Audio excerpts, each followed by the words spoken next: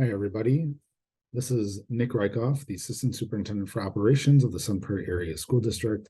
I'm actually coming to you with this presentation for the August 14th board meeting as our district's former Director of School Operations.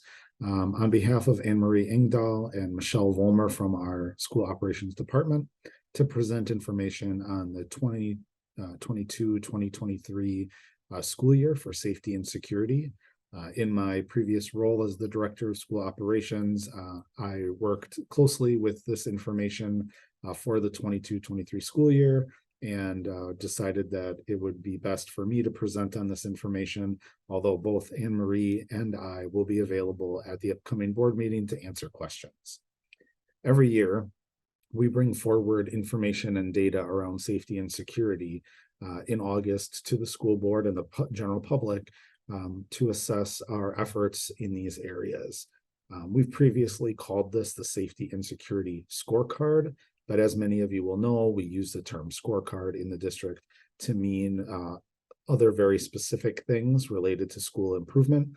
And so we decided to rename this Safety and Security Data Dashboard as opposed to Scorecard.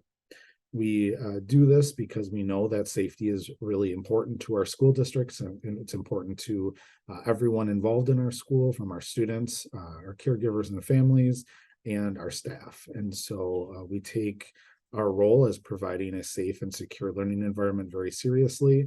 And we're going to look today at three particular artifacts that we prepare as a part of this review and of data and look at this dashboard.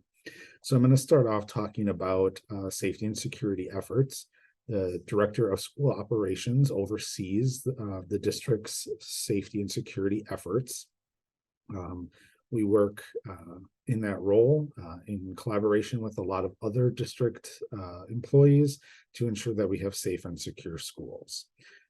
We look annually at the data included in the data dashboard, which I'll pull up right now. This data comes from a variety of sources. The first group of data on this dashboard is student engagement survey data. We think it's really important to know how our students feel about safety.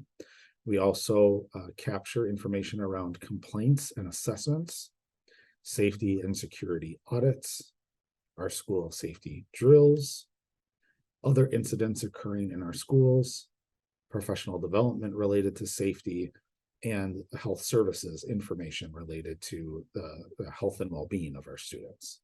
So I'll go back up to the top. This first blue section contains information from our student engagement survey. As I said, it's really important and telling to pull data from our students to determine how they feel our schools are safe and secure. We did move in this 22-23 student survey from a 4-point scale to a 5-point scale.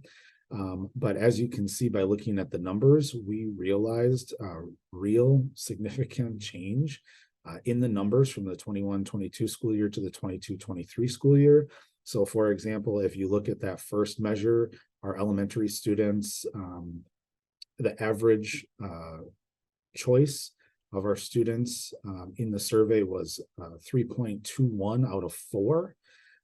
This year on a rating scale of 5, the number was 4.48. If you break that down to look at like the overall proportion of the maximum score that was received in these 2 years, the 3.21 out of 4 comes to about 80.3% of the total possible, whereas the 4.48 out of 5 comes to 89.6. So 80.3 up to 89.6. For our middle school students, we went from about 80.5 to 83.2, and our high school students went from 68.3 to 79.6 of feeling safe at school. So that actually carries through every single measure going down this blue graph on the right-hand side for 22-23, that every single measure has improved when looking proportionally at the total amount possible on the survey. We're really excited to see that. We saw exceptionally good numbers in 2020 to 2021. around student safety. But as you know, that school year, we had a significant amount of time where very few students were in person, or they were alternating in person, and many students were learning online. And so when students returned to school in 21-22, we did see a decrease in students feeling that schools were safe. And now we've seen that rebound going into 22-23. So you can take a look at those numbers. We take a look at students feeling safe at school, feeling safe on the bus, feeling like they are respected and treated fairly by adults at school, feeling that there is at least one adult that they could talk to about a problem, and feeling like they can be themselves at school. And again, when comparing proportionally, not just the raw numbers, but even looking proportionally, every single one of these measures improved for 22-23 as opposed to 21-22. We attribute that to a large degree to our reconfiguration. We now have fewer students spread over more buildings. And so it's just really good to see that the efforts of our staff and the efforts to reconfigure our district have really resulted in students feeling safer at school. The purple section of this data dashboard focuses on complaints and assessments. So bullying, harassment, complaints and grievances from staff, and then risk assessments completed by staff for students. So we log those and we review those on an annual basis with a variety of stakeholders from the district level down to the school level. We absolutely have noticed that there was an increase in harassment reports over this last school year, and we're continuing to monitor that to determine whether or not that was a blip of 1 year, or if we will continue to see higher levels, and then determining how to address that. We also saw more suicide risk assessments with the focus on student mental health. We're not totally surprised by that number coming out at the end of the year, and we'll continue to monitor and work with our staff to meet students' needs. In the green, we do safety and security audits. This is particularly through our facilities and grounds department, checking to make sure that our equipment is in good shape, and you can see that all of those have been done together with the orange portion of our school safety drills. We have completed all the required safety drills over the last year. Those are an important measure to ensure that our students and staff are prepared in the event of an emergency. These last three areas, the pink, the yellow, and the blue, document incidents of seclusion and restraint, professional development that our staff were involved in, and then medical situations related to our health services department. So you can review all of that information here. All of it has been reviewed by various departments within our district. We'll be happy to answer any questions at the school board meeting on Monday the 14th. So again, that's just one piece of our annual data review. You can see here in the situation report, which is posted on board docs, that there are other pieces that we pull out and look at and review as a part of our data process. As a reminder, in addition, on the topic of bullying, our schools all do use the DPI Bullying Prevention Program assessment annually to determine their building specific goals related to bullying.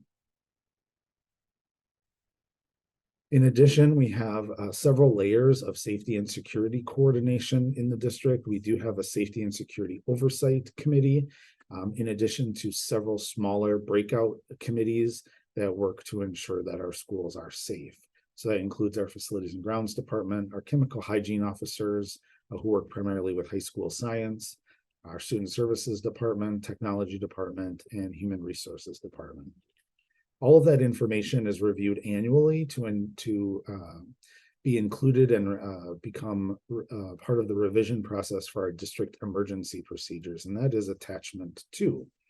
Our district emergency procedures are posted in every space in our district. Every classroom, every office, every space has access to these quick guide emergency procedures. and important notification methods to ensure that help gets to the scene of any type of incident. So you can see and review our emergency procedures. Anne Marie Engdahl and Michelle Volmer did a great job of revising this for the 23-24 school year. Back to the situation report. We've also included information from health services on our health services data dashboard. And you can find that information by opening this up. Our district nurses, Debbie Brown and Elizabeth Feisthamel, have included great information as they monitor what's going on in our schools and what our health assistants are seeing in school health rooms. Nothing standing out here significantly over the course of the 22-23 school year, but that information is reviewed annually and is available here for you to see. The last part of the situation report just details what we believe the safety and security highlights and accomplishments are for the 22-23 school year, in addition to what we're looking forward to doing in the next year related to safety and security. So we won't go through every one of those bullets, but those are available here in terms of where we've been and where we plan to go to keep improving safety within our school district. Again, Anne Marie and I will be available on Monday at the school board meeting for any questions, and we invite anybody to reach out to share any concerns or ask any questions ahead of that meeting too. Thank you very much for taking the time to review this.